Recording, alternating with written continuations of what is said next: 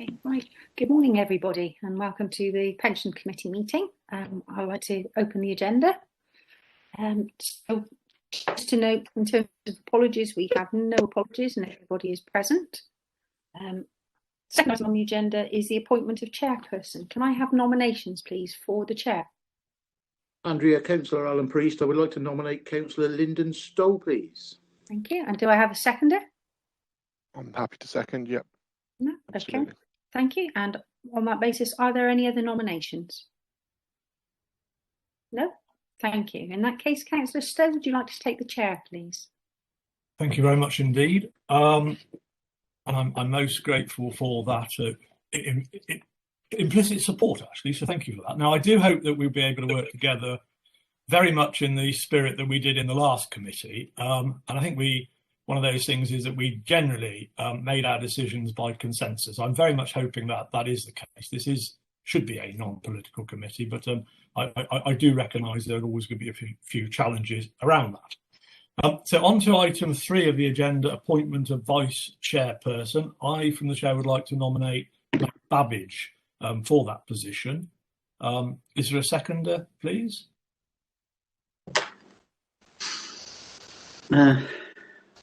Mark Mackenzie-Charrington is seconding.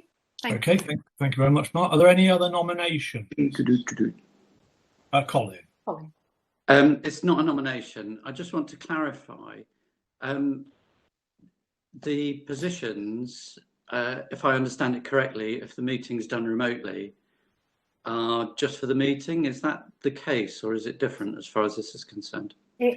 Sorry, Colin, it's different for regulatory meetings. In terms of scrutiny, then that's different. And in terms of regulatory, that we're appointing for the ensuing civic year. Okay. Thank you. Okay, I don't see any other nominations. In which case, I'm pleased to say that Councillor Matt Babbage will be vice chairman of this committee. So welcome to that position, Matt. Look forward to working with you. On to item 4, declarations of interest. New members may not necessarily be aware of the list of authorities who are in effect members of the scheme. So I would ask you to have a dialogue with officers around that. Make sure you are aware to see whether or not, certainly for the future, you need to make any declarations of interest, because that does include district councils, some of the academies, some of the town and parish council, etc. There are a number of other authorities that are members, scheme members of this pension fund. So I would urge you to do that. But in the meantime, for today, can I please start by declaring interest as the GCC shareholder representative on Yubico? That's my only declaration. Members, any other declarations which you will make? We will tend to keep these on record and probably won't ask you to repeat them each meeting, other than if there are any changes to them. Thanks, Chairman. Councillor Alan Priest, a member of Forest of Dean District Council. Thank you. Thank you. Matt Babbage. Hi, Chair. I'm a member of Cheltenham Borough Council. Thank you. David Brown. Yes, I'm a member of Gloucester City Council. Thank you. David Gray. I'm a member of Tewkesbury Borough Council. Thank you. Any other members wishing to declare interest today? Oh, Mark? I'm not sure if it's relevant, but I'm a member of Little Rissington Parish Council. Thank you. Any other members wishing to declare an interest today? Wendy? Hello, we haven't met. Hello, Wendy, and welcome to the committee. Hi, nice to meet you. Thank you. I'm having a little bit of an issue. I can't see. You might see if I'm on the video or not, but I gather you can see me. Yeah, I just wanted to declare that I am a member of Dursley Town Council. Okay, thank you very much indeed. And indeed, where are we? Oh, Peter? Yeah, I presume I don't have to declare that I'm an employee of Gloucester Town Council. No, you don't, Peter. Thank you. Okay, are there any other interests? I'm not seeing any indication, but please do let Andy know of any changes to that in the interim period so that we can keep that log up to date. And indeed, I should have said welcome to those new members of this committee. We do look forward to working with you. I have to say, I think I've been on the committee most of the last 12 years. I do find it the most interesting committee to sit on. You learn an incredible amount. We have really good presentations. So welcome, and I hope you enjoy your stint on this committee. So we'll now go on to item 5, which is public questions. Any questions, Andy? We can't hear you at the moment. Sorry, none received. No, and any members' questions, please? None received. Okay, jolly good. So we go on to the minutes now, which are on pages 10. So this is the minutes of the meeting held on the 5th of March 2021. To approve those minutes, obviously so if you were at that meeting and you feel able to approve those meetings, can I please have a show of hands that you're happy? Otherwise, are there any questions or points you'd like to make? Peter? Sorry, that was a show of hands. Okay.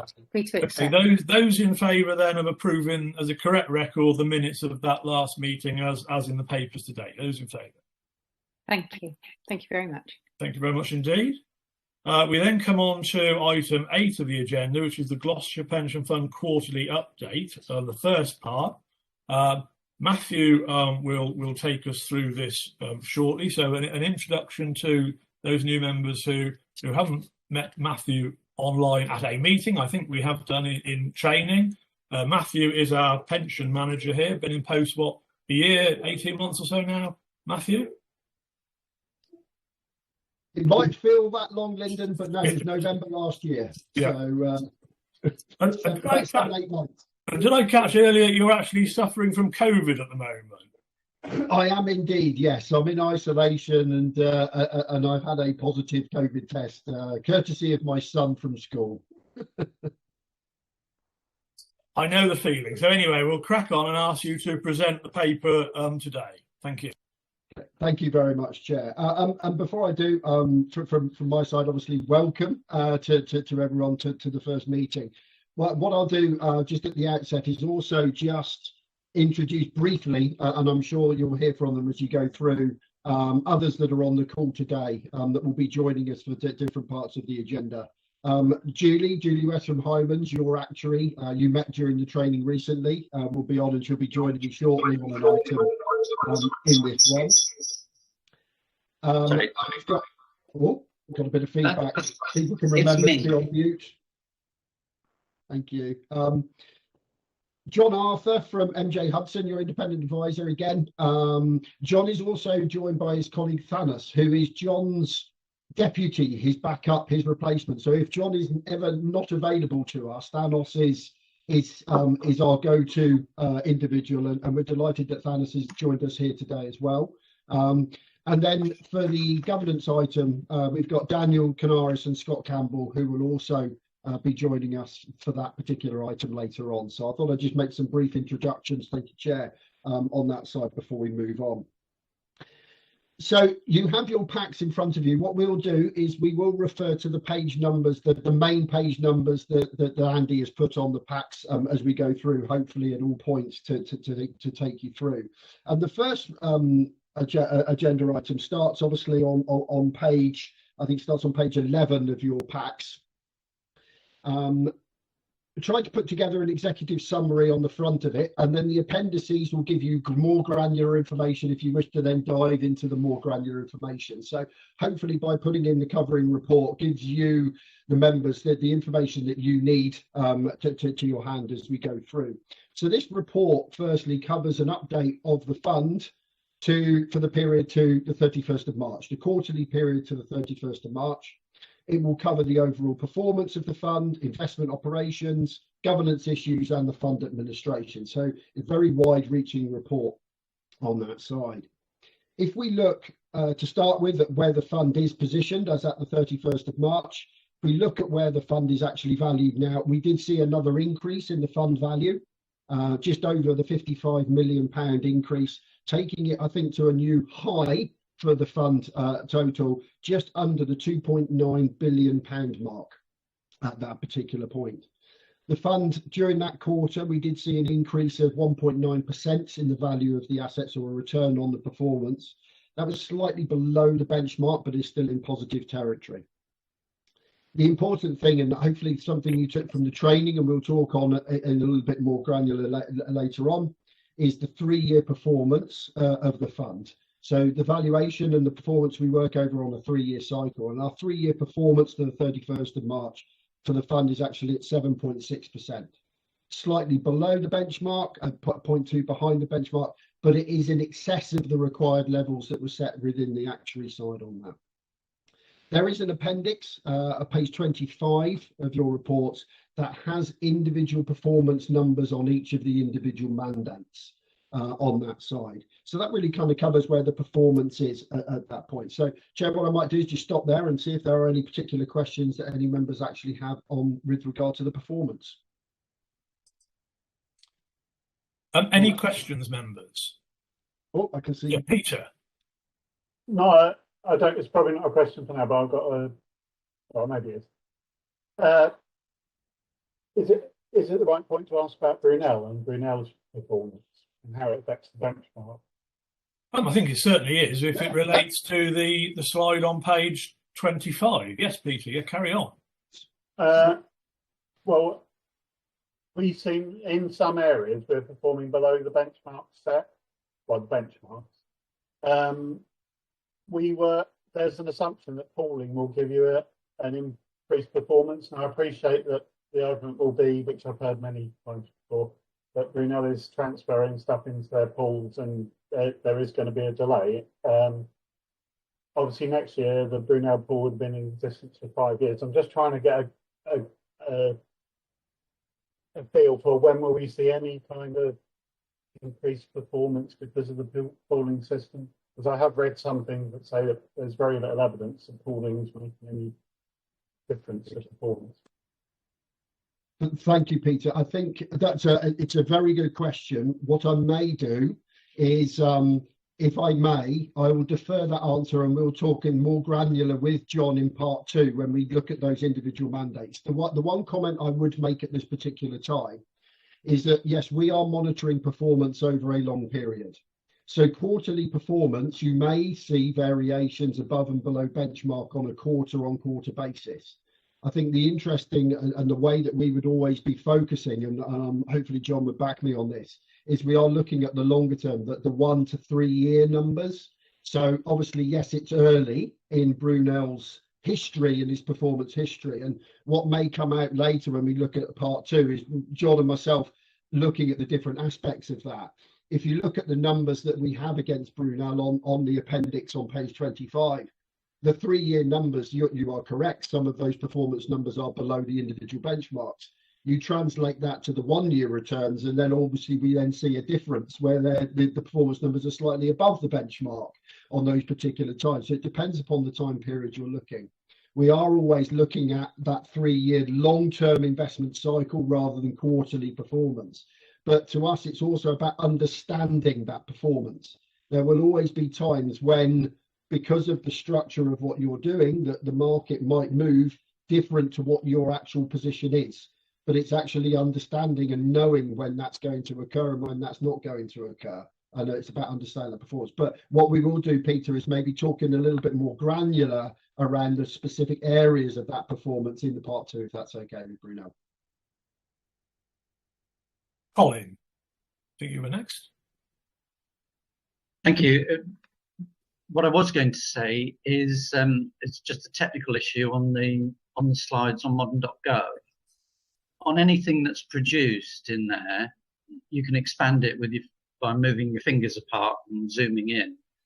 But the voting record has obviously been imported, and that's actually quite difficult to read. So if when we're putting stuff together, we could just check that, that would be helpful, particularly as we see on various committees, some of the tables can be quite small and you just need to expand them. But if they don't expand very well, then that becomes difficult.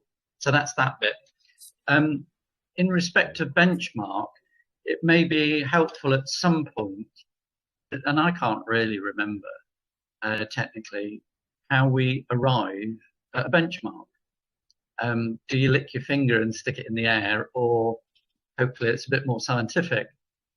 But of course, depending on where you set your benchmark, you're either going to overperform or underperform. So I think some idea and sort of understanding that a little bit more might be quite helpful. Okay, well, hopefully, Matthew, you can take that on for maybe for a future training session. Yes. I mean, the one point I would make from the show, I'm sure it's the one that Peter's picked up anyway, the 3-month performance. Now, okay, we know it's 3 months. We respect the fact that it may smooth out in the fullness of time.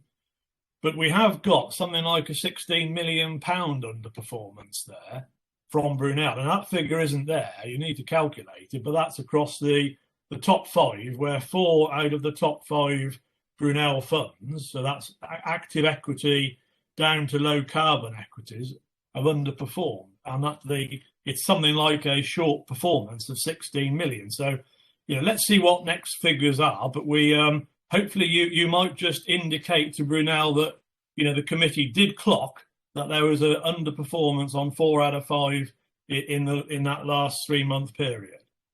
Yeah. Thank you very much. Any other comments, members, or questions on this? I think for new members, page 25 and this update is probably one of the most important. It tends to give us the most discussion points in a meeting because it is obviously key to ultimately the delivery of the outcomes we're looking for at the end of the day. And it's where we monitor against the benchmarks. Whether those benchmarks are right or wrong is a different debate, but it's where we monitor how our fund managers are performing. And we need to be cautious and careful on this. We don't have as much say in the choice of those fund managers as we used to have, but we still need to make sure our views known where we are clocking underperformance. Okay, any other questions, members, on that? Oh, Andy, what would you like to say? Mark is waiting to come in with a question. Mark, okay, thank you. I think we're sort of touching on what my question was, but it's really how can we compare performance with our peer groups in similar pension schemes? Unless these figures are in here and I don't understand them, I'd like to know how we are performing alongside similar pension funds. Matthew? Yes, thanks very much, Mark. Yeah, we do partake and have in the past partaken in benchmarking against other LGPS funds. That is ongoing at the moment. I believe we are trying to participate in that. We are seeing a drop-off in that particular activity from other funds at this moment in time as a response of pooling on that side of things. But we will be partaking in that, and once we have that output, we will also come back. The one thing that I will say, and maybe the actuary and John will also come in on this, it's also what is most important is what is Gloucestershire's targets and what is Gloucestershire's aims, because Gloucestershire's liabilities, Gloucestershire's membership demographic will be different to other LGPS funds. So they might be setting different investment strategies for different outcomes for differing aims. So I think the important thing that we always need to make sure is where are Gloucester's ambitions and targets and strategic alignments, and are we achieving what we need to achieve for the demographic and the liability mix that we actually have as a particular fund. So yes, there is advantage to making sure where you sit within your peer group, but there is also needs to be tempered to the point that you might be aiming at a different target to the rest of your LGPS community, depending upon where you find yourself in terms of your membership profile, in terms of your liabilities, in terms of the assets that you already have under your management, because that will have a differing impact on the strategy that you're trying to deploy at that particular moment in time. But yes, when we have that benchmarking, we will bring that back to committee. Could I just add to that I very much support Matthew's comments. The fund needs to be looked at as it's specific because its liabilities are different due to the different admitted bodies. However, There is a group that do monitor local authority performance called PIRC, P-I-R-C. Their data to the 31st of March 2021, so a couple of months ago, showed Gloucestershire's 3-year return as 7.7%, ranking it 37th out of 100, and its 10-year return, hang on a minute, of 8.5%, ranking it 36th out of 100. Now, I think there's 88 or 89 England and Wales local authority pension funds. So, but the ranking is done out of 100, showing the fund to be running roughly in the around the top third. That's very useful. Thank you for that, John. And I have to say, I don't remember a recent benchmarking that was within our agenda.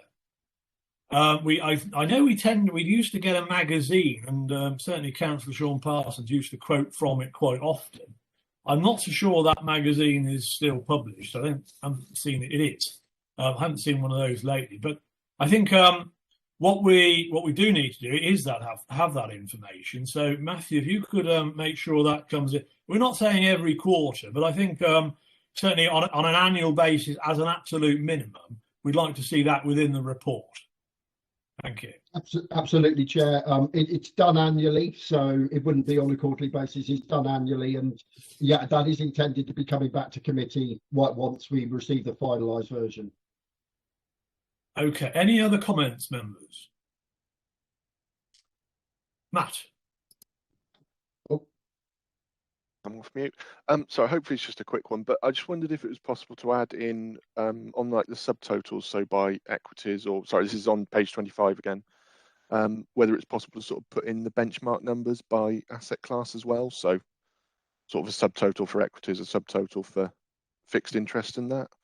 I'm not sure if there's some subtleties to that make it a bit tricky to sort of to weight it and things like that, but I just wondered if it's possible to add those in at some point.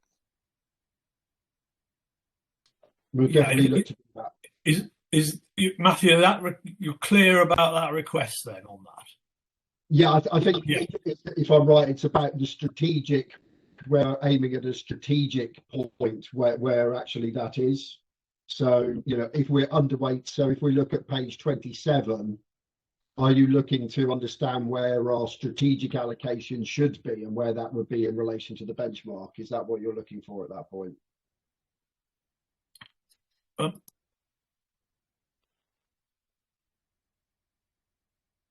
Sorry, I'll come off me. So I was looking more at page 25, but I can, sorry, now, yeah, looking at that following table, I just wonder if that gives what we're looking at. No, sorry. I'm sorry, I understand what you're saying now. Yeah. No, so I'm thinking more on page 25 where obviously you've got a breakdown by all the various individual areas. So UK active equity, you've got a benchmark and the actual performance and all the rest of it. Yeah. And there is then a total for the whole pension fund. I just wondered if it was possible to add in subtotals by asset class as well, just to understand what was happening.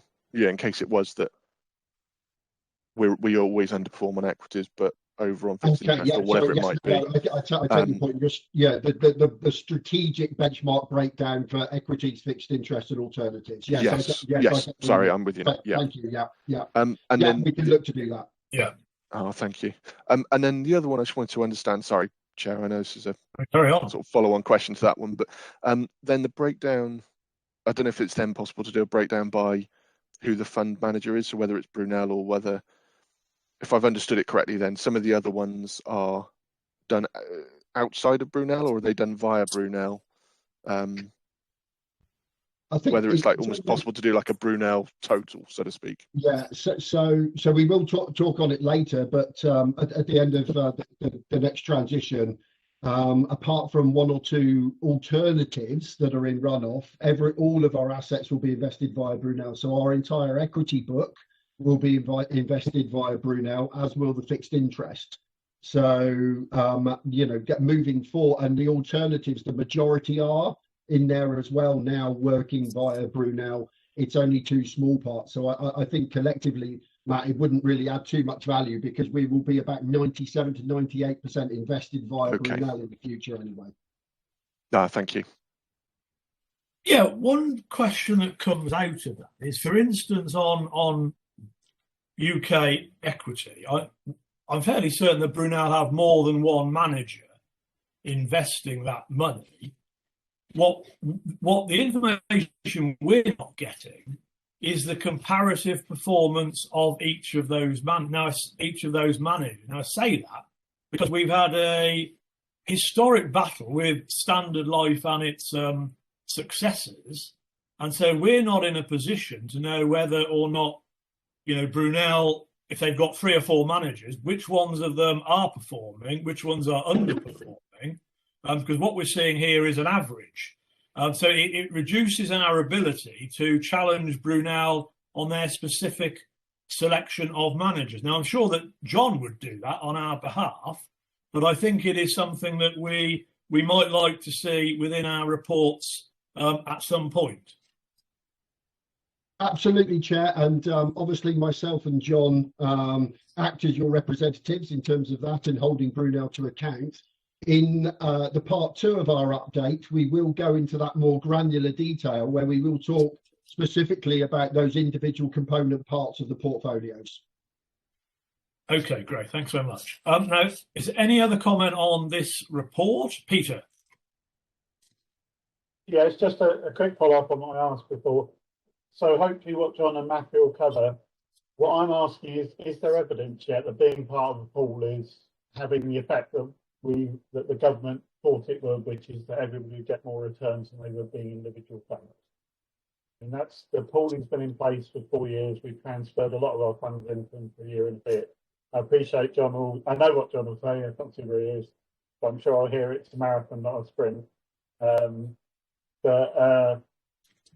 Is there no evidence yet that those figures, we're below benchmark slightly over 3 years? So where's the down? Again, Peter, if you will afford me, Peter, I will add comment to you on my view on that, and I'm sure John will as well in part 2. Okay, good. Any other further comments at the moment? So just for those new members, we're deferring some of the comment to part 2, in as much that it goes into, it's when we go into private session, where we get drilled down into a little bit more detail, what would normally be considered confidential information. So, okay, I think we've come to the end of that. Can I ask that we note that report? Sorry, Chair, that was one part of it. There's still a number of parts of it. If I may, we're kind of taking it through, especially with the new members, just walking through, because it does cover a wide variety of issues on that side of things, if that's okay. We're still on agenda 8, aren't we? Yes, we are. So members will have had the opportunity already to have read the papers, including the stuff on EOS and the Brunel voting and so on. So I'm sure they would have asked the questions by now if they wanted to know, bearing in mind there's a Brunel item next. Now, is there any other questions on, or any other comments on anything else then within the papers for agenda item 8? No, I'm not seeing anything, so I think we can proceed happily to note that report. Everybody content with that, Peter? Sorry, I just very quickly on one of my normal bugbears. So the performance of the administration of the fund, I presume it's the effect of COVID is the reason that we're dropped below the performance we've had over the last few years. I think that's what you said over the last couple of weeks. I'll just check that's still the case. Absolutely, Peter. There's a number of issues around that. Yes, COVID has slowed the processes down for the administration team over the last 12 months. Personally, I think they've done a fantastic job in respect of that. What we are focused on is ensuring that people that are retiring or death grants have taken the priority. So in other words, the payments have taken the priority. So we have seen some of the other timings slide further out, things like transfers, things like refunds. So we've put some prioritisation in there. It's also linked to the recruitment and the resourcing. We're going through the recruitment plan at the moment. Obviously, committee agreed additional resources, but in the COVID environment, we find ourselves bringing people in and then training them up is another challenge that we now face in the environments that we are. So these things will take time to recover on that side. But I think that the administration team need to be commended for the work that they've done in this, because I have, and unfortunately got evidence that other funds performance has dripped dramatically through this period of time. So I think they've done sterling efforts to keep on top of where we are at this moment. Thank you. Okay, thank you. So let's just get a little bit of clarity in case there's any misunderstanding. So page 29 and onwards is a Brunel report that relates to their responsible investment and stewardship outcome. That forms part of this agenda item. So at the moment, I've had no comments on that. Does anybody want to reflect on the fact there's been no comments and ask any questions at this point in time on that one? So Peter. Yeah, sorry, inevitably I do want to ask her. It's only a minor, well, I mean, my general comment around reports like this is there's so much to read. I mean, I know everybody here does other things, and I work full time, and it's a lot. I think we're getting blinded by data, but a specific comment I had was when we engage with the companies that we invest in, as part of responsible investment, can we make comments about, for instance, Amazon? We invest in Amazon, like Jeff Bezos's approach to personal taxation, because he's the leader of Amazon and he's not providing leadership about how a senior business figure should responsibly act. So is that the kind of, can we ask for that kind of, are Brunel asking that kind of question or not? Shall I take that one? I don't know on that specific whether Brunel would ask that. I think any question is acceptable if it's done politely and makes sense to ask of a management. I think when you're straying into personal taxation, perhaps you've got to be a little bit more delicate in how you ask the question, but I think it's a valid question because at the end of the day, it leads to the moral authority of the individual. So I don't see it as a taboo question. I think it would need to be asked with an element of delicacy, but I don't see it as a problem question to ask a senior manager.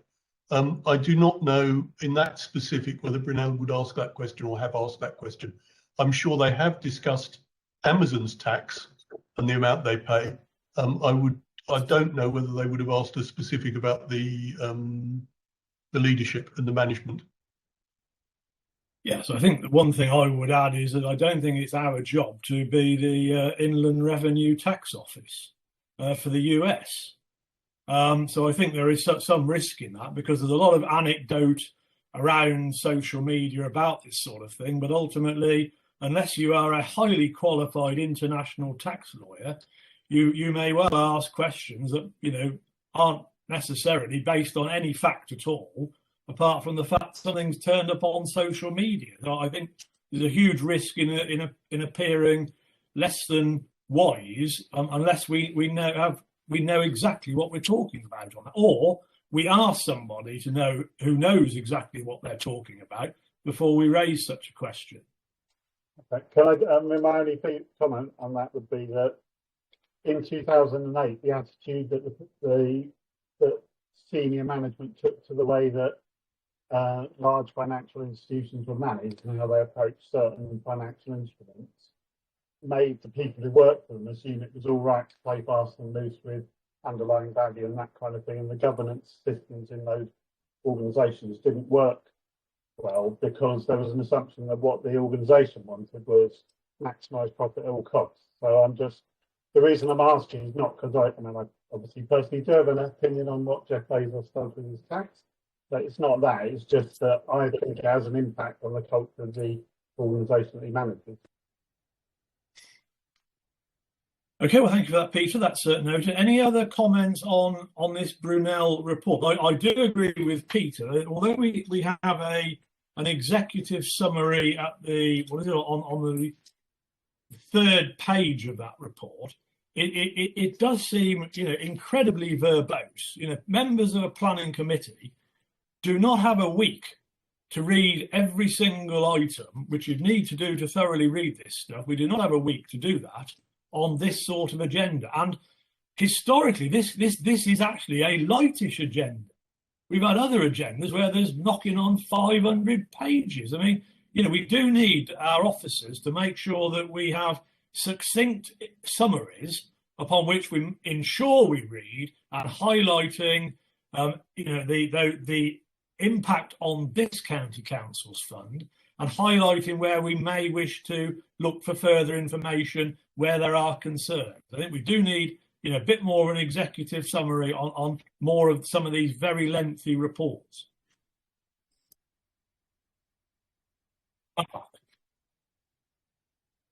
Chair, I entirely agree with you. I'm afraid I took the view that this was a load of corporate puff. We need the facts and figures which are in these documents. Trying to glean the information out of 40 pages here of information that doesn't specifically relate to us is possibly unnecessary. Colin? Yeah, thank you. I marginally disagree, and in the days when Brunel might have turned up, they'd probably hand out a document such as this for us to read in our own time. It's just that it's with our papers. I've not read it all yet, but I'm looking forward to reading it because I find it an interesting read. But I take it like that, and I didn't think I needed to have read it all ready for today's committee. So I think, we're capable of making that judgment, I think. And actually some of the stuff in there is really interesting and very useful for us as councillors when we're challenged by people who are saying, what are you doing about your investments and how are you challenging some of these companies?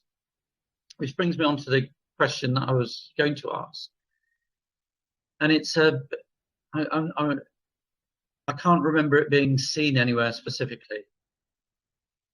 In order to affect climate change, there's a massive, massive investment on electricity supply in terms of renewables, etc. But also the amount of rewiring the whole country has to go through if we're going to have electric charging points and so on. I understand that all new housing has got to have three-phase electricity to each door, which hasn't been the case so far. My question is, the amount of raw materials that are being used is increasing massively. Price of copper goes up almost daily. And thinking back to my past, when companies like Rio Tinto Zinc weren't always thought of as the most wholesome of investments to put your money into, and were somewhat of a pariah in, going back a few decades. So there is potentially a dilemma in terms of trying to affect climate change, using up resources, and actually challenging those companies, those mining companies in particular, about how responsible they are, because there is such a demand for those raw materials. It's very easy just to, do whatever without being responsible, if you see what I mean. So, and I've not heard where Brunel is active in those areas, and I'd be quite interested to know how that's being dealt with. Okay, I'll just let Matt ask his questions to see if it's broadly similar, and maybe officers can pick them both up together. Matt. Apologies, Chair. I had my hand left up from earlier. One thing I did just want to raise on this subject, though, if that's okay. I just wanted to clarify. Yeah, the sort of when we're talking about issues like the, particularly which companies to invest in potentially and that sort of thing. How do we work in terms of declaring interests? I'm assuming because we're not setting direct sort of specifying individual companies or anything, that's not an issue. I just wanted to sort of clarify to make sure that to make my point a bit more succinctly. I work for an energy company, so I just wanted to clarify whether I need to declare an interest on anything. I appreciate we're not making decisions today, so to speak, but I just wanted to clarify that one, if that's okay. Well, I'm fairly certain that you don't need to. You will have declared your employment as part of your register of interest for Gloucester County Council. Absolutely, yeah. This committee is never involved in the specific allocation or the choice of investments in shares. And quite frankly, on a day-to-day basis, we wouldn't know how many shares, this pension fund might hold in any company that any of us might be connected with. Is that a fair comment for officers? Absolutely, yeah. There is no declaration required there. Okay. Hey, Matthew, would like thank you for confirming. Okay. Would you like to pick up Colin's the points he's made particularly about mining companies and their ethical behaviour with regard to, however, presumably what they're digging out of the ground, etc. Yeah, absolutely, and I think Colin makes a very, very good point there. But from that perspective, obviously, the fund, we've committed to the Brunel responsible investment policy, and that responsible investment policy is enacted, and the engagement is enacted without any kind of regard to the need for that, for the raw materials to be delivered come what may. So those organisations and Brunel will hold our investment managers, the appointed investment managers, to account over the efficacy of the operations. Are they consistent with the responsible investment principles that are being laid down? And if not, the engagement then takes place with those organisations the same way as it would do with any other organisation to ensure that that they are meeting the objectives. Otherwise, they become a financial risk to ourselves in that particular side. So there is engagement there. If members are afforded, and Colin, I can maybe try and get some updated information specifically on that particular topic and come back with you with certain case studies of those where that might have taken place, Colin. Could I just add very briefly? Probably the nub of Colin's question. If you look at page 40. There's a chart on the right-hand side. This is specifically about carbon emissions, but the industries or the whole thesis of monitoring carbon emissions breaks them down into three areas. The first is indirect from the electricity used in whatever you're doing. The second is the actual carbon emissions from the product you're producing and from your manufacturing or service or whatever. And the third, which I think is what the council is getting to, is about the emissions produced by the customer. So in the case of Rio Tinto Zinc, that I think gets to exactly Colin's point. That third element is proving the hardest for companies to report on. We're not there yet by a long way, but it is the way the industry is going. So I'm afraid with a lot of data around environmental issues, we are trying to improve. The industry is trying to improve, but we're not there yet. So I think you're right to keep the feet to the fire, but it's that third scope, they call it, of reporting the emissions produced by your customers of the product or service you produced, which is proving to be the hardest to report on. Yeah, thank you, John. And that what John's just kind of quoted there is on page 43 of the report, where we talk about disclosure rates.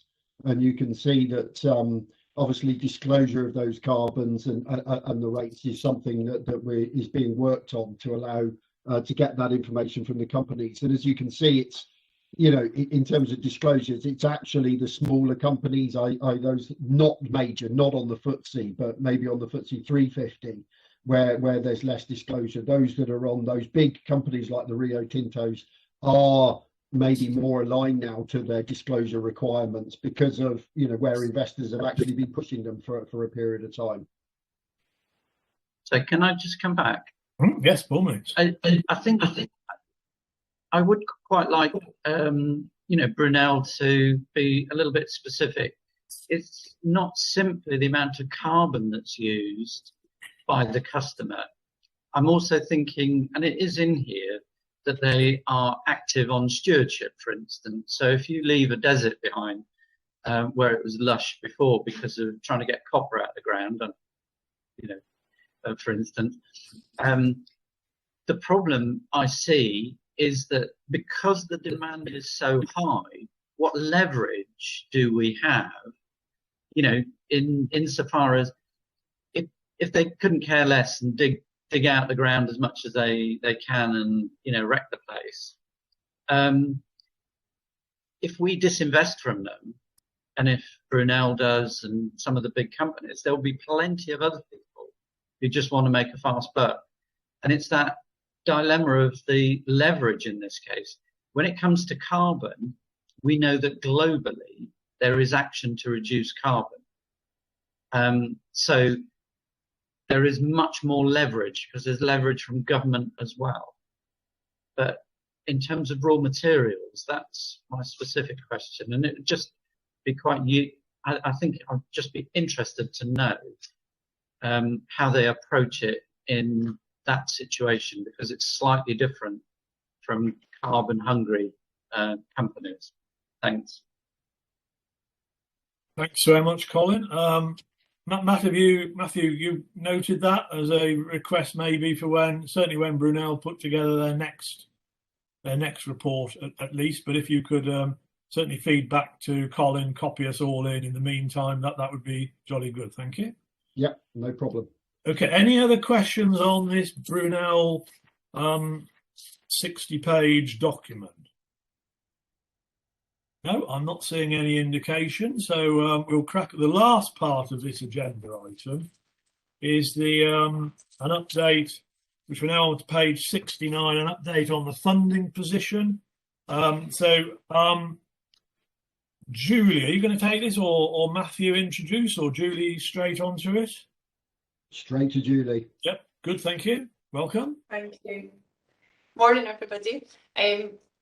Yeah, we at the last training session we spoke about really one of the main jobs that I do as your actuary is to determine the benefits that you need to pay out. So the other side of the equation, if you like, from the assets that you hold.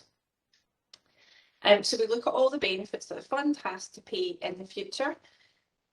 We think about benefits that have been earned so far, we call them past service benefits. So what have all the members earned to date? And also about what benefits will they earn in the future, so future service benefits.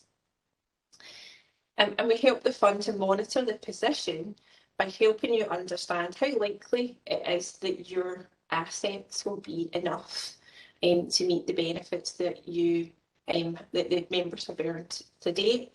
And we set contributions as the biggest bit actually of your contributions that are paid by all employers in the fund is in respect of the benefits that continue to be earned in the future.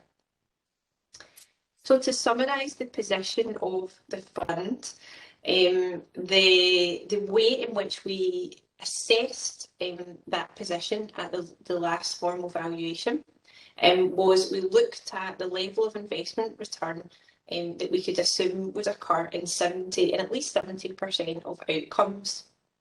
We don't want to say 50% of outcomes, that would be what we would call a best estimate type return, and we want to be a little bit more prudent than that, so we looked at the 70% level. At the last valuation, based on that 70% level of investment returns, the fund had an excess of £41 million, and that excess has increased to £409 million. So the fund is in a better place than it was at the last valuation. The other way we can think about that is what level of investment return would the fund need to make sure it had sufficient assets right now So in effect, what level of investment return would you need so that your value of your assets right now exactly matched the benefits that you need to pay in the future? And the good news on that is that that required return has dropped to 3.2%. So if you only earned 3.2% in the future, then based on the benefits earned to date, you would have sufficient money there to pay those pensions. And because that required return is lower, so from 4.1 to 3.2, you're much more likely to make that return also. So you're about 80% likely to return 3.2% per annum on your assets based on your current investment strategy.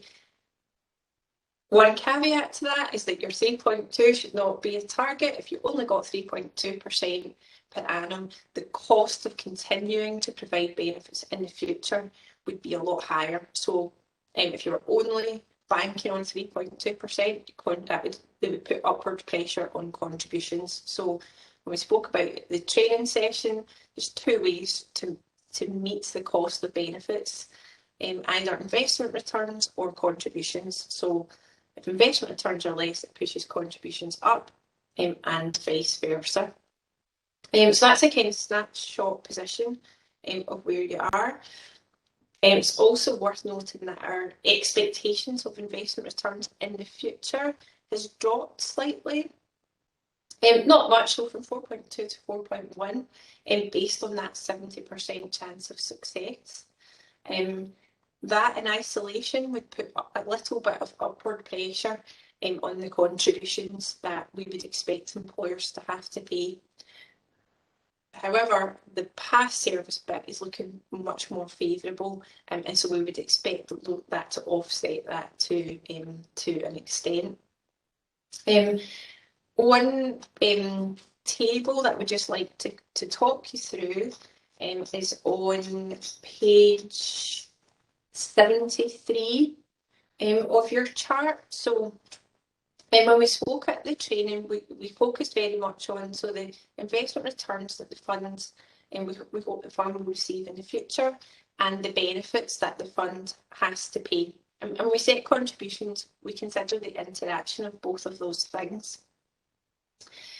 However, there is a requirement for reporting to convert all of those future benefit payments. So those benefit payments are shown in the chart, kind of looks like the blue kind of humped chart on page 71. You can see how long-tailed that is. We have to place a single value in all of those future benefit payments. So benefit payments that are extending out for more than 80 years in the future. And as soon as we do that, as soon as we place a single value on all of those payments, we have to set a single assumption for an investment return. And what that does, if you consider that number in isolation, it doesn't give you as a committee any understanding of actually what does that funding level mean. So if we calculate a liability based on a single return, actually we could calculate that number to be any number because it's so dictated by that single level of investment return.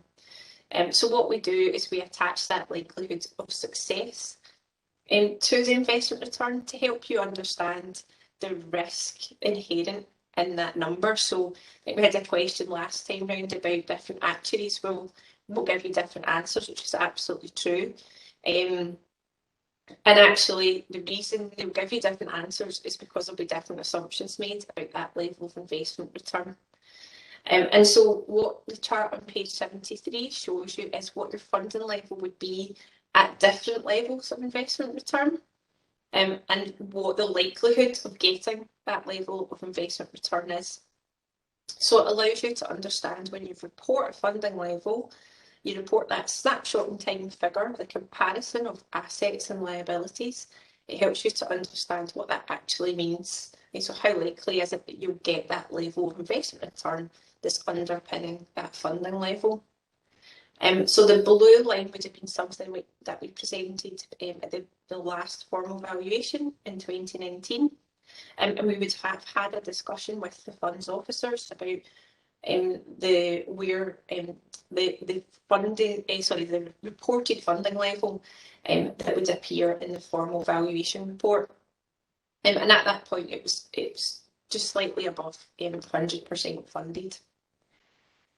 Now we can see that the green line is above the blue, which shows that regardless of that investment return assumption adopted, the fund is in a better place. So you have more assets now per pound of benefits that you need to, that are promised that the funds need to pay. However, what we can also see is that decreasing expectation of future investment returns. So if you look, for example, at the 70% level on there, so 2019, we thought there was a 70% chance of 4.2% investment return, and that's moved slightly to the left now. So there's a 70% chance of 4.1% per annum. So not a significant change, but there is a little bit of downward expectation on future investment returns. So to summarise, the funds are in a better place.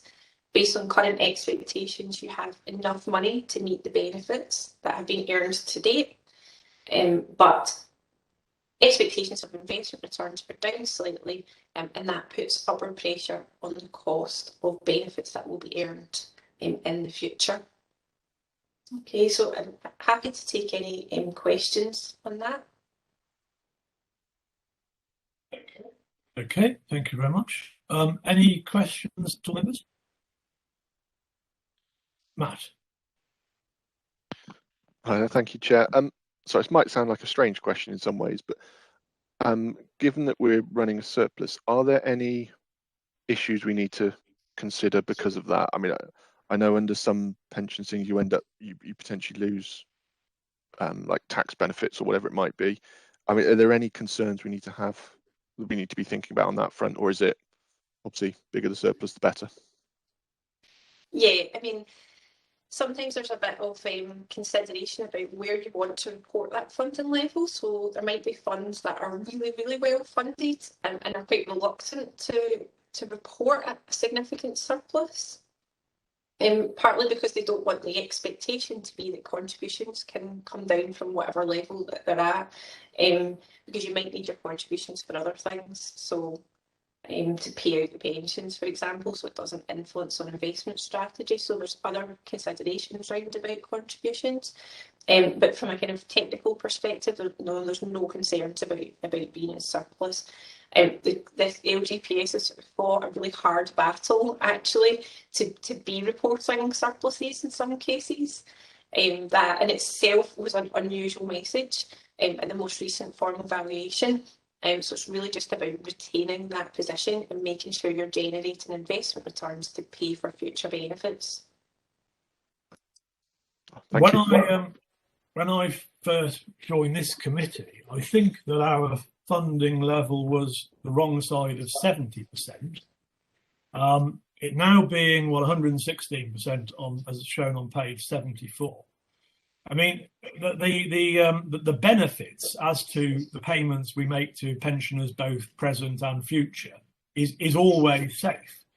But the one real benefit from this figure and from the direction that it's going in is, of course, that employer contributions, so particularly for significant employers such as the county council, the districts, etc., the large employers within the scheme, one would hope that our contribution level will be a little lower in the future. Certainly, you wouldn't be looking at the sort of increases we saw 10 years ago, when there were significant challenges for local authorities to actually come up with those additional pension contributions on an annual basis.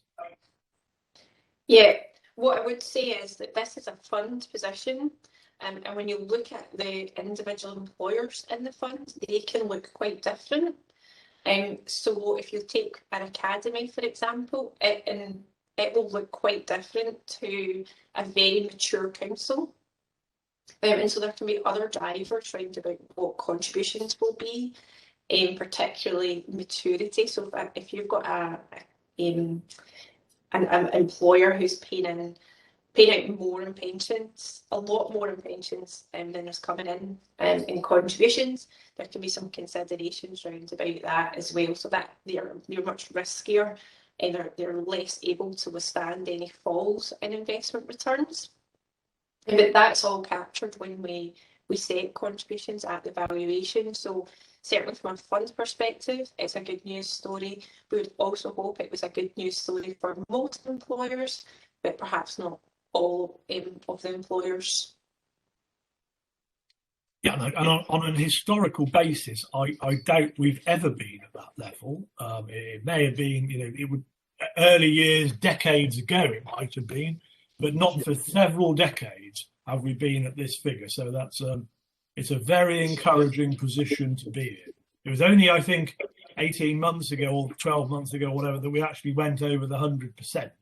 So to see further improvement on that is really good, positive news. Yeah. Okay, any comments? Yes, Peter. I just wanted to ask, it's kind of a standing question in the risk register stuff as well. Is there any change to your assumptions about inflation based on the uptick now, or is your underlying thing, well, 80 years down the line,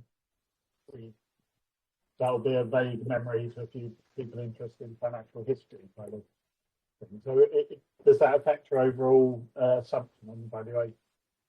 The fact that inflation seems to be going up. Yeah, so we will review all of the assumptions at the valuation. So typically when we do updates, we are relying on the same approach that we took at the most recent formal valuation, and we'll update that for market conditions. There's a review of RPI, so typically we would set our CPI assumption in relation to RPI. That review has made it more difficult for us to now set a CPI assumption. So there's lots of thinking going on about how exactly we set that assumption, and in all likelihood we will review it at the next valuation.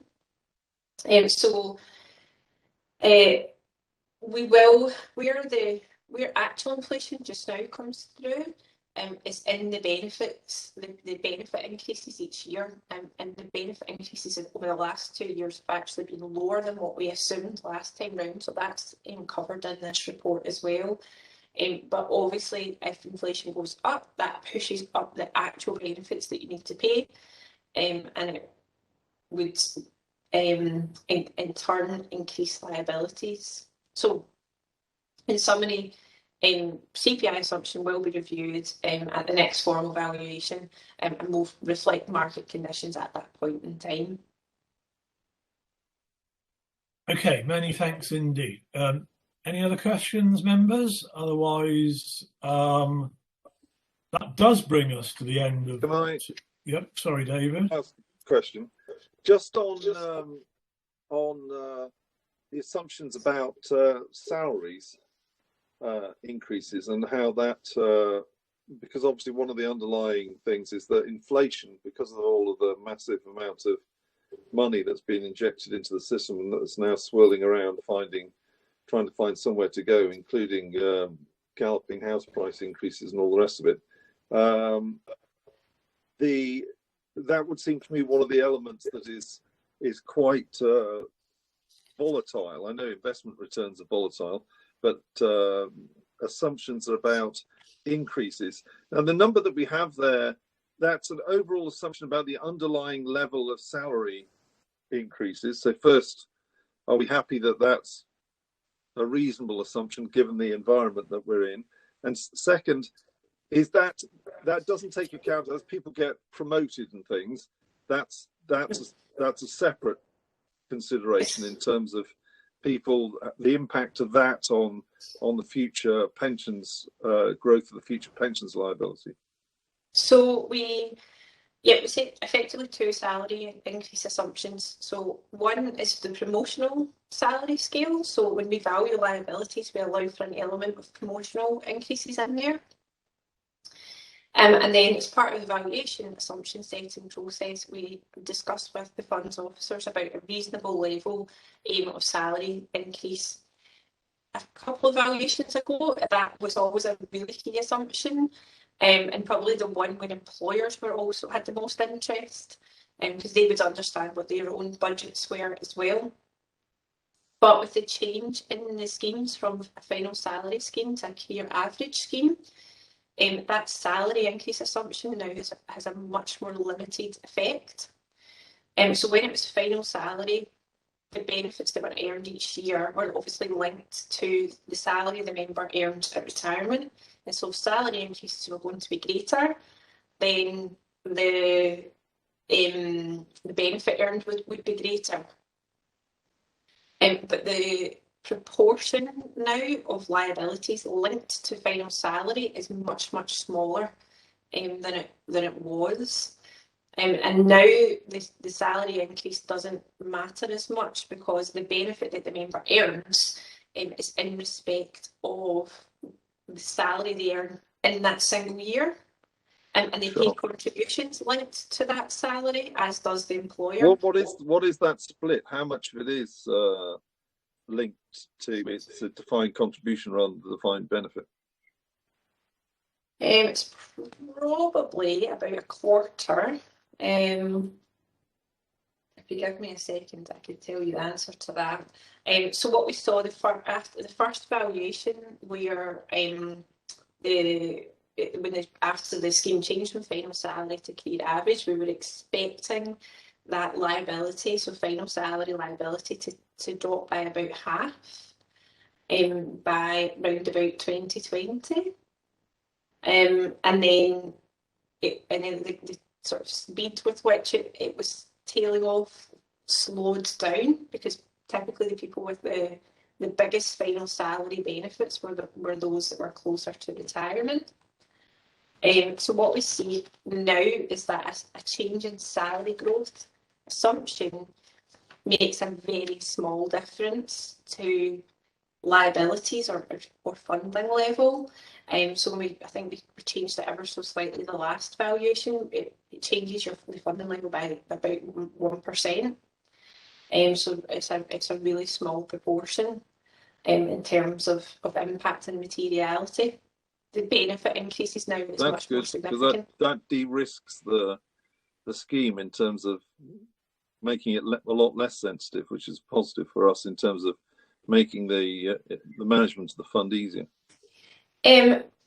Yes and no. You've got less salary increase risk and more benefit increase risk, so linked to CPI. So salary increases were within the control of employers. What CPI isn't. So when the schemes changed from final salary to career average, that had the intention of being a saving. But if you compare the components of the scheme, so the accrual rate, how much each member earns each year, that increased in care. So it went from 60 to 49, to get more each year. They swapped out salary increases for benefit increases, but that actually was in a very low pay growth environment. So at that point in time, inflation was probably in excess of salary increases. So it wasn't necessarily a cheaper option in that current environment to offer a career average scheme. Okay, thank you very much. Unless there's any further questions, I think we can note that report then, which was agenda item 8. And we'll move on to agenda item, thank you, Julie, for all of that. Agenda item 9, which is the risk register. Matthew. Yeah, thank you very much, Chair. Just very quickly then, page 79 and 80 of your packs gives you kind of my overarching report. So each of the agenda items has that covering report. If members read those, that's kind of your exec summary, and then the full risk register is then attached to the appendix if you want to dive into any more granular detail. Page 7980 just gives you an overview. In essence, the risk register this quarter, since the last review, there's been very limited, if any, changes. There's been no material changes to the impact or the risks of any of the risks on the risk register from where we've manoeuvred them before. We've updated some commentary on a number of them. A number of the risks that stayed highlighted are around the recruitment and the resourcing, which that plan is still ongoing. And just to really note for committee that potentially at the next review, there will be some risks that potentially will remove from that risk register, and that will be around the transition to Brunel, because that will then be completed at that particular time.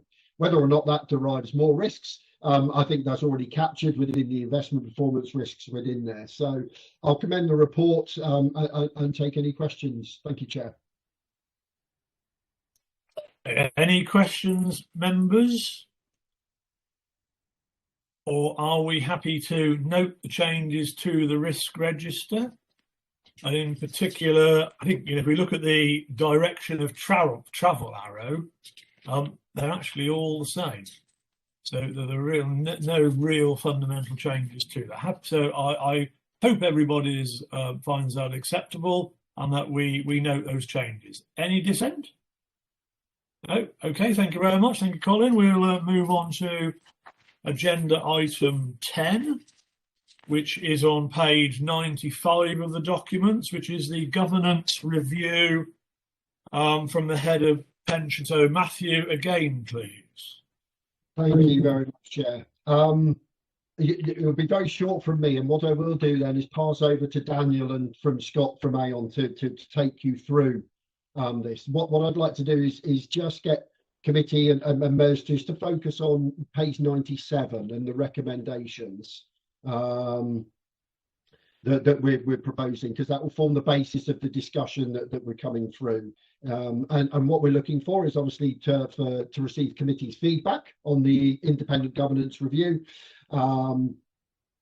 look at the implications and look at maybe developing a work plan around the recommendations which come out from there. And the third one, which is actually maybe more for the discussion today, is around the potential future constitution of this committee and the pensions committee, and I'll open up to Aon to actually do that. But before I do, just to kind of give a little bit of background to the new members of committee, I know that obviously the chair and other members that were here before received the presentation about why we were undertaking the governance review. But just for the new members, there is a current review going on with the Scheme Advisory Board. The Scheme Advisory Board is a national set-up board who is there to help and advise the Secretary of State that operates and runs the LGPS, of which obviously the Gloucester is part of it.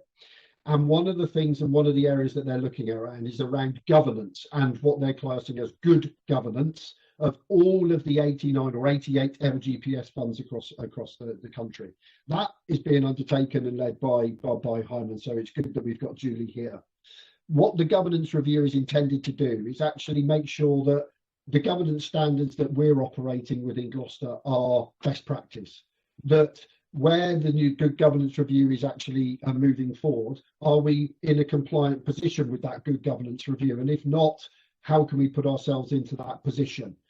Because governance around the LGPS has evolved dramatically over the last few years on that side. So it was felt with the committee that this was a good time to actually do this. Part of the ultimate good governance review is that we will be, I think, commended by the good governance review to be doing these independent reviews on a regular basis every few years. So this ultimately was the first part of that process. So the recommendations on page 97 is what we're ultimately aiming for here. But what I will do now, if it's okay, Chair, is pass over to Daniel and to Scott to actually take you through what their views were and what their findings were about the current arrangements and where we can evolve and adopt better practice in the longer term, if appropriate. Thank you. Daniel. Thanks, Matthew, and thanks, Chair. So yeah, Matthew's right. Some of us came along to the previous meeting and talked about it, but I'm well aware there's a few new people here. So my name's Daniel Canaris, and I'm a governance consultant within Aon. And like Matthew said, we were asked to come along and do an independent governance review of the fund, taking a step back and thinking, what is governance? Essentially, you've heard a lot of detail today on the investment side with a lot of numbers, and you've heard a lot of detail on the kind of funding side from the actuary with a lot of numbers. And the governance side is more around none of the numbers, take numbers out of it, it's how things get done. What is the structure? Is the structure suited? Does the fund have the right kind of policies in place to govern itself, etc.? So we were coming in to do that, and as Matthew said, there were a couple of elements. We're comparing against what national good practice is, what the good governance review is likely to say. We're also comparing against what we think. We've got our own Aon kind of governance beliefs and governance best practice, and we're comparing against that too. Largely, they're pretty well aligned. And then also we're kind of comparing against other LGPS funds, because we've done similar reviews and we've worked with a lot of LGPS funds, so we get to see good practice and not such good practice, and it's really about kind of comparing against that too. The idea of it's not intended to be particularly kind of critical, but whilst highlighting the good areas, we are looking to kind of highlight the areas that could be improved, as Matthew said. To that end, we did four things really. Firstly, we came along and we observed the previous committee meeting and the previous pension board meeting. So looking at how the meetings that kind of govern the fund, I guess, get run. Then we did a lot of work in terms of reviewing all of the different documents and policies and strategies that underlie the fund. We also discussed with Matthew to quite a great extent about some of the things he's discovered, because obviously he's a lot closer to some of the detail than we are. And then you'll probably remember being issued with a questionnaire to fill in. And so we took the answers of the questionnaire. Thank you to those of you who completed it. Took the answers of that and saw whether there were any kind of patterns emerging in terms of what people thought. Following that, we produced a report. Further to some of the comments earlier in this meeting, apologies that it is quite a long report, but it is actually very specific to the Gloucester Fund. So it's all about the specifics of what we found regarding you. So we would encourage you to read it in detail if you haven't already read it. And I will talk you through just a few of the key points in it in a second. And then, as Matthew said, really, it's about taking some of those areas forward into and building out a kind of action plan of what can be improved over the kind of short to medium term. So that's the idea. In terms of the report and what we found, as I said, we found a lot of good things really, and we tried to kind of highlight the good things too. And we found really that the fund had improved a lot. Obviously, to some extent, we're taking people's word for that because we weren't involved before, but we did get the sense from people, from officers and members, that things had improved considerably over the last couple of years, and the structures in place now were better than they were before. We made particular note that the interaction between the committee and the board and officers was really good, and the engagement we noticed at the previous committee meeting, and also I must say I've noticed at this meeting as well, has been really good. It's not always like this, believe me, when we go to other committee meetings, but almost everyone is contributing, asking questions. I feel like people's opinions are being listened to and being valued. And as the chair said at the start, although there's a political element to how the committee is constituted, politics shouldn't really come into the actual discussions and decisions at all. And I feel like you've done a good job of keeping that away from it on the two meetings that we have seen. In terms of the areas that could be improved, all of the kind of mandatory policies and strategies that must be in place, to a large extent, were kind of there or thereabouts. Only no changes really required, or only really minor changes. However, there are, in the past few years, a huge number of kind of almost optional policies that are best practice coming in, and some of those have come into play already. So a training strategy recently came to the last committee to be approved, but there are a few more. So there are a few strategies and policies that need to be kind of either updated or drafted from scratch. in terms of other things that we noticed, so one area that is another topical area around governance is the pensions regulator. In the past, in 2014, when the scheme changed, in 2015, just after, the regulator was given the remit of including public sector schemes under his wing, effectively, and he produced a code of practice specifically for public sector. And what a lot of funds have done is it's been comparing how well they sit against that. And we recommend that is something that is done. However, as you may or may not be aware, the regulator is actually changing and introducing an overarching new code, which is it's not going to be public sector specific. It's bringing the private and public sector together, and that we hope will be in place around towards the end of the year. I think November is the latest kind of timeline for that. So it may be that we wait till after that to do that kind of check, but that is a really good check as well, alongside the review we've just done, checking do you hit all of the kind of key points that the regulator wants you to hit in a lot of different areas. And as part of the regulator updating that code, they are introducing a lot of new, or kind of focusing on a lot more new areas, such as cybersecurity, such as business continuity plans, another like a stronger focus on data improvement and stuff like that. So that is another area that the fund doesn't necessarily have anything in at the moment.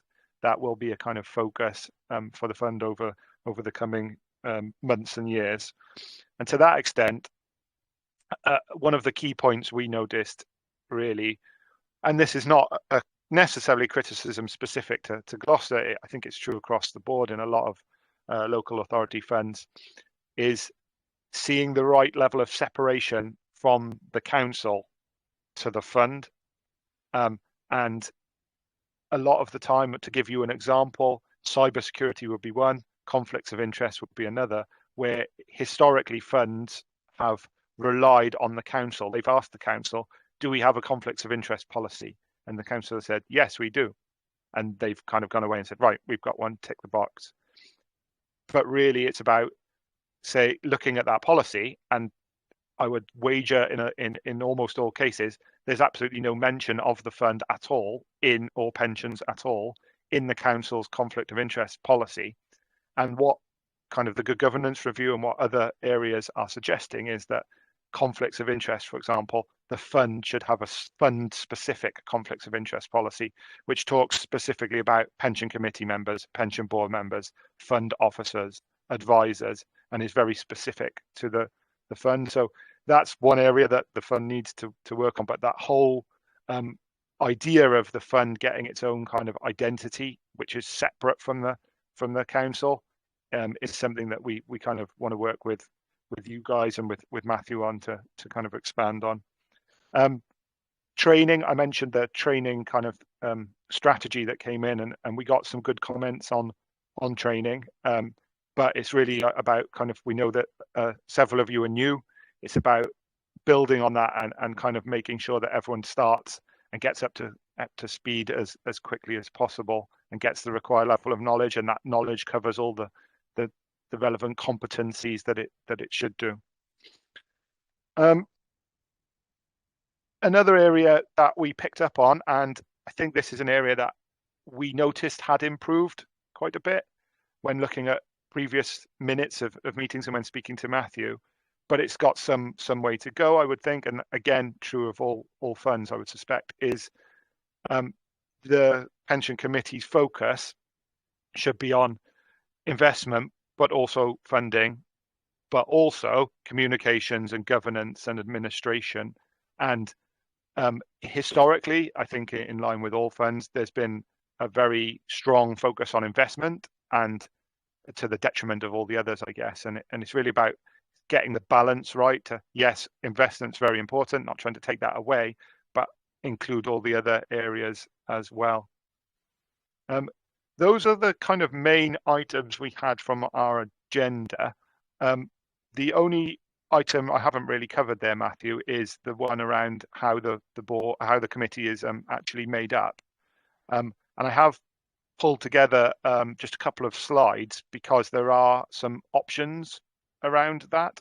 So if everyone's happy, Matthew, do you want? Daniel? Yeah. Yeah, I was going to suggest, Daniel, Chair. I think maybe the separation of their particular issues, whether or not it's worth having a pause, and whether or not there's any feedback that the committee have got over before we go into maybe the constitution, the points that you've made on and any questions around things like conflicts of interest policies and others, and just to actually gain if there's any questions on that, because I think that realistically what we're talking about there is the findings of your report, and then the second recommendation, which was, you know, our committee, you know, now comfortable that we go away and build an action and a work plan around the recommendations and those key recommendations. So it might be worth just stopping there, Daniel. Absolutely, yeah, good idea, Matthew. So does anyone have any kind of questions on any of the points that we've that I've talked about there or on our report? Yeah. Okay. Colin? Sorry. Oh, sorry, Chair. Yeah. I think Peter and Colin, I think, were both indicating. So, Peter first. I mean, first of all, I agree with a lot of. Not that it matters whether I agree or not with it. And I do think. I mean, there's a couple of things I'd like to highlight. I don't know if there's anybody here on the pensions board, but I did agree that I thought the previous pension board didn't seem to have much, and I didn't notice what they were doing really. They reported back to us and it tended to be, you're doing a good job. And it was generally one person attended, and I noticed you feel that actually that seems a bit low. A question related to that, and Steve, you've recommended expanding the committee and the pension board. So I had a sort of link question with that. I don't actually know what the quoracy on the committee is. Because my experience with larger committees is you run into quoracy risk, although I probably have been on committees where people can't be asked. Whereas this obviously isn't one of those committees. But I know the pension board did have problems with quoracy. They had a number of meetings that weren't quora, which technically in the end I think was in breach of what they were supposed to do. So that's the one of the things I picked out. And I absolutely think I think investment is obviously the most. Money is really important, because if we haven't got the money, we can't pay the pensions, clearly. But I do think we don't look in as much detail we definitely don't look in as much detail about anything else. I can't really remember discussing governance much. I know we have, and administration is better than it was, but I still think administration should be covered in more detail. Yeah, thanks, Peter. I think to raise the pension board point, yeah, we did notice, and that I didn't say it there, but in the report we did highlight that the pension board meeting wasn't quite as engaged in terms of the number of people who were kind of contributing and asking questions, and the answering of the questionnaire was lower from the pension board. So I guess what I would comment is more generically, where we see everything working well within certain funds is where the pension board and the pension committee kind of work well together, work in harmony. People from the committee attend boards, people from boards attend committees, and there's kind of that level of engagement. And often the committee is quite happy that the board might go away and do something, kind of either draft something or put together a proposal on something that the committee can then kind of consider. Obviously, without ever taking away the fact that the committee is the decision-making body. Everyone knows that. No one's trying to kind of change that. But really just kind of getting that dynamic whereby the board can actually help the committee rather than just effectively ticking a box and rubber stamping everything. And like you say, just saying, yeah, everything's fine. So that's where we're trying to get towards, I guess, is the end point. Okay, Colin, I think you were next. Yeah, I think I'd welcome the review and the separation, because we do currently run, in effect, as a subcommittee of the council in terms of the constitution. We just take take what's in the county's constitution. And I'm not sure, for instance, you know, to what extent this committee is subject to local authority rules, let's say, on remote working and remote meetings compared, or hybrid meetings. Would we be bound by what is considered, or what will come out of the review going through at the moment in Parliament about hybrid meetings? So there are those issues, and I think the point about conflicts of interest is quite important, because you know, by default we use the counties, and we've got, I can't imagine it's very different in Tewkesbury, but there's another, you know, the district representative is here. So you kind of, if there is that difference, that's not picked up, and it would be a grey area. Oh, excuse the pun, by the way, David. I didn't mean that. And I think there's a number of subtle questions, and it's things, you know, even code of conduct, if you like, of members, and what do you do? What happens if there's a complaint against a member? The default is to use the county's constitution, which, you know, may or may not be appropriate. So I completely understand that, and I think that would be really useful, because it is a standalone kind of committee, and it would be strengthened if that is much clearer. To answer your question, Colin, the constitution that we looked into as part of this, and I think we commented on in the report briefly, was it's quite high level. It doesn't go into a lot of detail, and also there's the scheme of delegation alongside that, which talks about what officers are kind of have delegated responsibility for, and what are unable to do. And we did discover that was quite kind of high level, didn't go into a lot of detail. And we did kind of recommend that that's one of the areas we would work with Matthew on, to kind of flesh that out a bit more, to make it clearer, more transparent. In terms of the remote meetings point you raised, the answer is yes, you definitely fall under the definition of local authority. However, having said that, what we've spotted, or what we've seen, is that it's really up to each council and their democratic services and their monitoring officer to actually decide how to implement that in practice. And we've seen some fairly creative ways of them deciding that they can still have remote meetings and stuff, and that's fine. So I probably don't want to comment any further on that. It's really kind of an internal legal issue as to how you interpret how the democratic services interprets it. Okay, any other questions from members? Mark, sorry, I did see the hand. Yeah, Mark. Thank you. Daniel, I was the one who made the comment about the lengthy report. I actually found yours fascinating to read and not too long. Oh, thank you. I picked up particularly on your recommendation on the constitution of the Pension Committee and Pension Board. I don't know enough about the Pension Board to comment, but do you have any particular recommendations how this committee could be improved, or with a wider representation? Yeah, that's the point we're going to come on to next, I think, with what Matthew was talking about. So we'll cover that in a second. Yeah. Okay, is there any other feedback on any other issues which you want to record at this point in time, members? No, so I don't see any of that. So we're now going to move on to a more specific brief presentation about the implications possibly of changing the membership of a committee. Now, the first question I've got on that would be, on page 97, it refers to the fact the committee is established under local government regulations.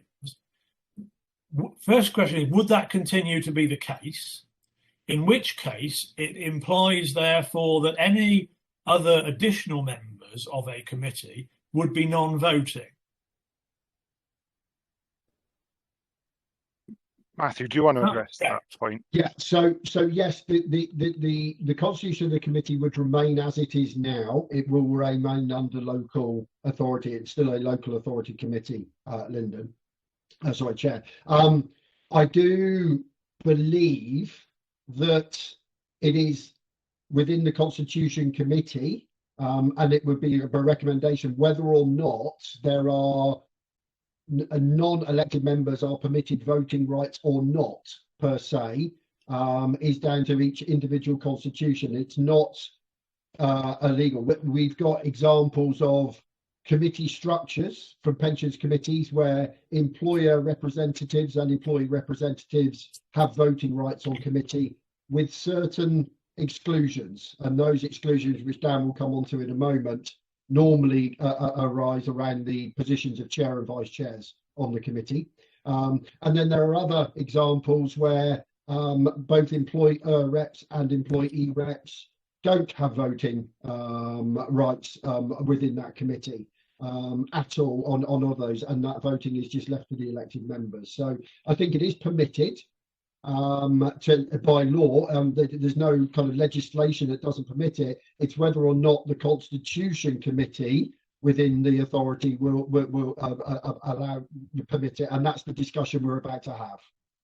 Yeah, I what I do want to say about this is that, you know, this is a committee where half the membership is new. This is their first meeting. It is not, as far as I'm concerned, reasonable to expect them to take a decision or even to provide a recommendation at this point as regard to that. And I would certainly be looking to park that until at least the next meeting, on the basis that we haven't really got sufficient information on what those options might be. Now, as an example, it does mention on page 101 of the report, there's a little note down the bottom, we provide further information in relation to our conclusions and recommendations. I don't really see where that bit is within the report. So what I really think that this committee needs is a paper that specifically deals with options around a reformation of the committee before we are asked to comment on it. I don't think we've got best, huge respect. That is not something you can do in the next 5 minutes as part of a verbal presentation. Because I think clearly, there are parties that would wish to take that away and have further discussions with our senior officers at different authorities, perhaps, and take another view on that. So I personally would be saying today, we are not in a position to provide a recommendation today. We may be next time in September if you're able to provide us with a substantially more information around options. But what is important is that we hear what you've got to say at the moment, specifically on that item. Okay, thank you. Thank you, Chair. Yeah. Daniel. Well, I noticed there are a couple of hands up, so I don't know if we want to take those first as well, and then I'll address it all. Peter, I think you had your hand up. Yeah, I mean, I'd just like to comment. As a scheme member, I think scheme member rep should be able to have a voting contribution to the committee, not just because it's me. I just think that's correct. I also think that's correct because when I joined the committee, one of the things I was pointed for was the pension regulators training the pension members of pension committees, which really didn't work for me because it was about private committees, and in private committees, scheme members have the right to vote.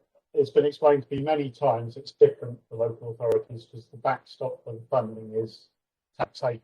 So that's why it lies with, that's what I've always been told about why it lies with councils. But I think the logic is that, particularly if you're going to have a pension representative, the pensioner and the scheme member reps have, I still think they have the biggest say in that. I mean, it's their future, their lives, the end of their lives is determined by this. So I think they should have a say in it. And I understand why employers, there's a similar argument.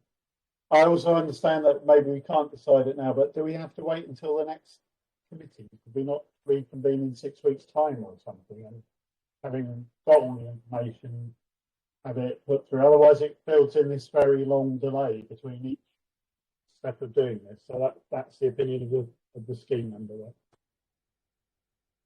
Okay, thank you for that, Peter. Colin. If we're thinking of expanding the committee, and at the moment we've got one district council that's represented, and then I don't know, there could be a move so that each district, for instance, came on board, or we had more employers. Have we gone out to the employers, and to what extent have we gone out to any kind of consultation for a view as to whether they would be interested in having greater representation or not? It is our decision at the end of it, so I'm not trying to, but I think it would be of interest to know whether the employers wanted to have more say, or whether they're quite content with how things are at the moment, because that could influence our view as to where we wanted to go.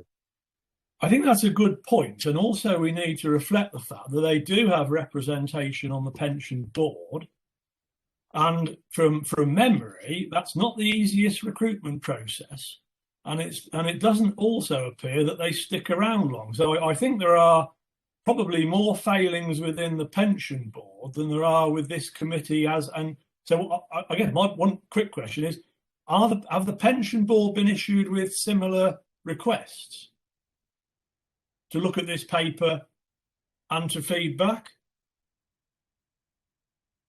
Well, this paper and governance review will be taken to the next pension board meeting for their review and dialogue back. Obviously, the constitution of the pensions board is defined in regulation. It has to have equal amount of representation from employee and employer representatives. So that one is situated in legislation there. I think it might be good if Daniel actually jumps through into his slides, because there's a lot of questions coming out that will be answered by Daniel's slides, and especially around when we're looking at representation. Just to Colin's point, we haven't gone out specifically and talked to employers and said we want representation on the committee. That wouldn't have been right for us to do that until obviously the committee have had a chance to actually have this debate. There are employers that have a very keen interest on what goes on because it has a direct impact on them. We remember that we have 200 employers now where we are representing, and big cohorts like the academy sector that is representation, that these decisions actually have impacts on within there. And I think what Daniel will also bring through is what is going to come through from the good governance review. And the good governance review is going to allow and be pushing committees that they will have to have a statement on their representation from employers and employees, and why that, why the representation is as it is, and why they may or may not have voting or non-voting rights. So in essence, the debate that we have today will allow us to actually be able to comply and conform with that moving forward, because that statement will come through. So if I may, I think a lot of the questions, if Daniel can get to that point, it might actually help us move forward. Yeah, can I just ask for a little bit of succinctness? We've been on this now for some time, and I am conscious that we haven't got an unlimited time set for these meetings. And what I don't want to do is see members drift off, and that was very much a complaint on the last committee. The meetings went on that long that members start drifting off at 1 o'clock. So if we can just be succinct, if I can ask for that, thank you. Yeah, thanks, Chair, and I will try and be as succinct as possible. Just before I share the slides, in terms of the report itself, if you look at page 130 of the pack, that actually has a bit more detail that was asked for within the kind of start of the report. So there is some detail there, and hopefully I'm going to kind of expand on that now. I'll just try and share my slides with you. 1 second.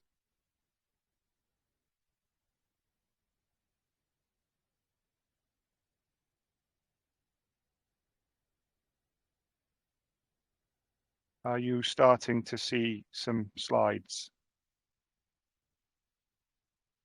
Not yet, Daniel. It's possibly on its way. Oh, here we go. Yeah. Okay, and yeah, they're very there's not many slides at all. There's only a handful, so it won't take long at all. So we've talked about a lot of this stuff. I put them on the slides for kind of background, but just really showing how it's made up, and to address another the kind of chair's points, the employer rep does already have voting rights, except for in a certain instance that we'll talk about in a second. So it's currently only the scheme member rep that doesn't have voting rights. But what we noticed, and in discussions with Matthew as well, we noticed, as Matthew's pointed out, there's a limited representation from outside of Gloucester. There's really only one employer rep, but the fund has over 200 active employers now, and as Matthew alluded to, there are whole sectors that are kind of not really represented, such as academies, colleges, that kind of thing. And then really picking up on Matthew's point that the good governance review is going to be a lot stronger on this. It's going to push funds towards really kind of hopefully increasing that kind of non-administering authority representation, but also explaining why they're doing what they're doing. It was a point that was kind of raised by some of the people who actually filled in the questionnaire, that the committee and the board weren't particularly diverse, and so expanding it could actually assist with that, depending who we get. Moving on to the next slide.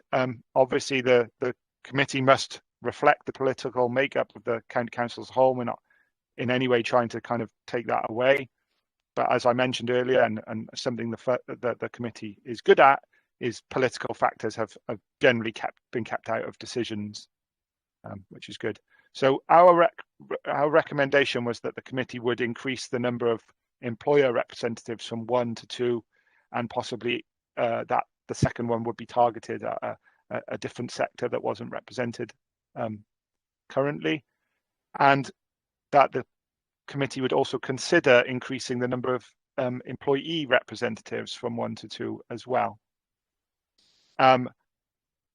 We are kind of proposing that the chair and the vice chair are always only elected on from the county councillor members, to kind of retain that political makeup, political balance.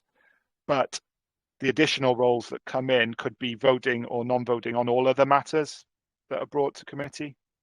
So that's really the only kind of main slides. What I've now got is various different option slides. So option 1, the real only kind of difference on this slide is increasing the number of non-county council reps from 1 to 2. So all other things are kind of remaining unchaired and unchanged. So that would be one option. That's probably kind of the least change going on there. The second option would be to do exactly that, but to grant the employee rep the same voting rights as the employer rep, which would be to give the employee rep voting rights on all other matters, but not on who is the chair or vice chair. And then the second option is actually to increase the number of employee representatives as well from 1 to 2. So both of them jumping up from 1 to 2 on this slide. And then the final slide is really a variation on that, which is kind of going the full way effectively of making both increase from 1 to 2 and giving the employee reps the kind of voting rights.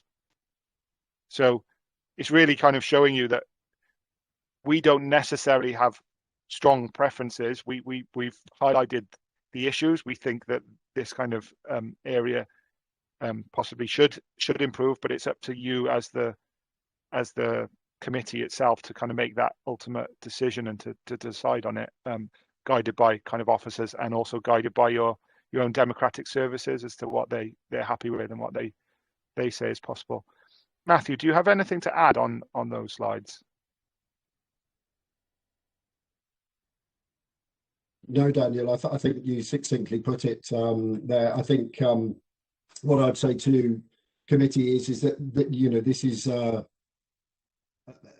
kind of a representation that we've seen in a number of other committees, and whether or not some of the other advisors will come in and see what they say through their role through other committees to aid members as well within this structure. I think it's reflecting the diverse nature of the fund now, and how the fund has evolved over the years in terms of that representation. We know that the Good Governance Review is going to insist on that representation being there, and I think it's good governance when we look at the 60,000 members and the 200 employers that are there on the fund, and it maintains the accountability for the local authority at the same juncture on there. So I just kind of commend your recommendations, and feedback accordingly, and how committee wish to proceed. Ultimately, it will be a recommendation that goes to the Constitution and Governance, who will be the decision-making body with regard to this.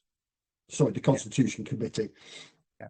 I'll stop sharing my slides now, Matthew and Chair, if that's okay. And really just to summarise it all by saying we don't see any of those as particularly kind of major changes required. They are kind of relatively minor changes, in my opinion. Obviously, they do need careful consideration, and they do need voting on carefully. And as the Chair pointed out, maybe you want to take more time to do that, and that's absolutely fine. But that was our recommendation. Okay, well, thank you very much indeed for that. Those slides you've just done, can they be circulated to all members of this committee at least, please? Because they're not within the report today. They're not, no. So yes, we can have those separately, because that, to some extent, is the crux of the matter. So that would be useful. Right, I think we've probably not given you much, but I think we've provided some feedback earlier, probably not that much, being frank about it. We certainly, I would have thought the committee would wish to ask our head of pensions to provide draft proposals for our next meeting, with the exception, though, I'm going to say, of this recommendation to the Constitution Committee, because I think that does need a little bit further thought, a little bit further dialogue, certainly with our officers at the County Council. So I would like to have that space to do that, and I'm sure if others wish to do that, I'm sure that our senior officers would welcome that engagement too. Is that route something that all members are comfortable with? Colin?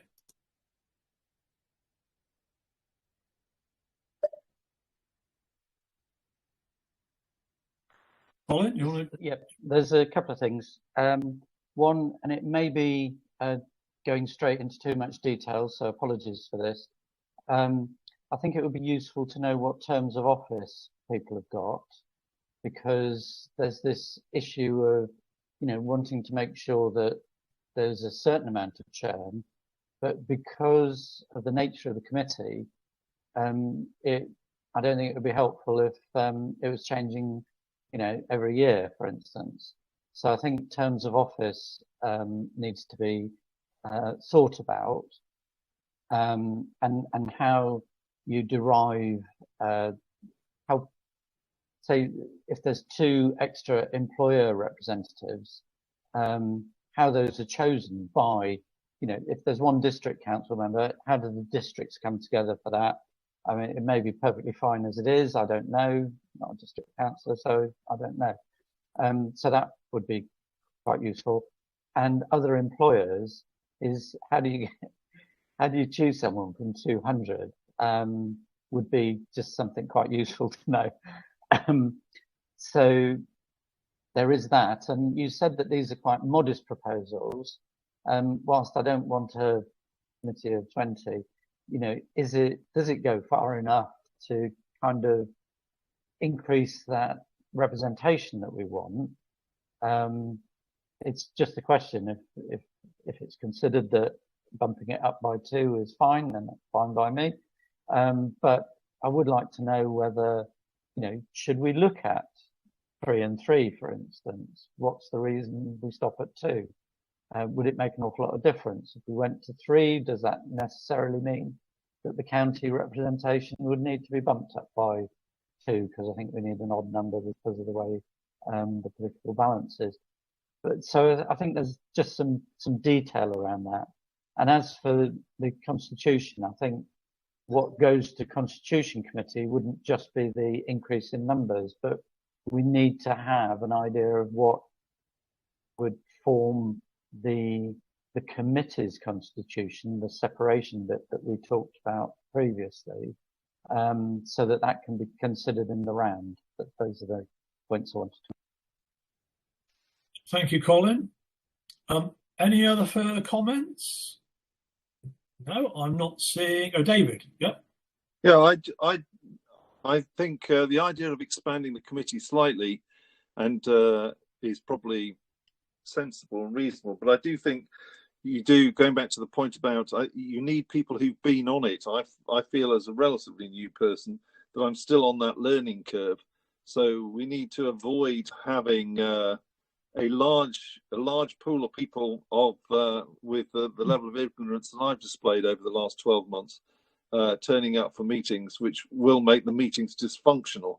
There comes a point, I think, in terms of numbers, where if you try and represent everybody, you'll end up with a dysfunctional committee. So I do think a slight increase, and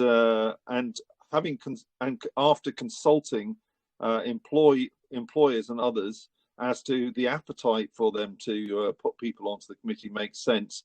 But I do think we should avoid, everyone must have prizes that everybody's represented, because I think that won't actually serve people, because most of the people who are nominated to things like this, like myself and like yourself and Colin and everybody else, we all have, a lot of other responsibilities. And at some point, our ability to do those other jobs is impacted if we're nominated onto umpteen different committees. So I think we need to strike a balance, maybe slightly larger, but only slightly larger, and we should think hard about who exactly gets invited and avoid. Because I know that my selection for this committee was because nobody else wanted to do it. It's the so. Rather than us ending up with a lot of people that don't really want to be on the committee or have no particular burning desire to be on the committee, but are on it through sufferance. Those are points well made, and Peter is, having been on 12, Peter as the staff representative is the only one in 12 years who has, first of all, lasted the course of any extent, and actually turns up. If you look back at previous attendance records of the staff represented, it was years would go past without them turning up. So Peter is an exception to that, and should be at least congratulated on his diligence in being a representative. But it is not easy to recruit to these jobs, And even when we did have an ethnic minority member of the council on this committee, unfortunately that member didn't last very long on it either and wanted to get off. So there are lots of challenges. There's a difference between theory and practice. Anyway, Peter, I know you have the last word on this one. Okay, well, it's a few words, unfortunately. The first one is, I think at the moment I'm one scheme member representing 60,000 people, which doesn't quite seem right. But I've got a few other comments on a number of things. So you're absolutely right. I mean, I joined this committee because we were desperate that somebody would get involved, and it wasn't because I was a pensions expert. I just was prepared to give it a go. And I think a little bit of the issue with the pensions board is that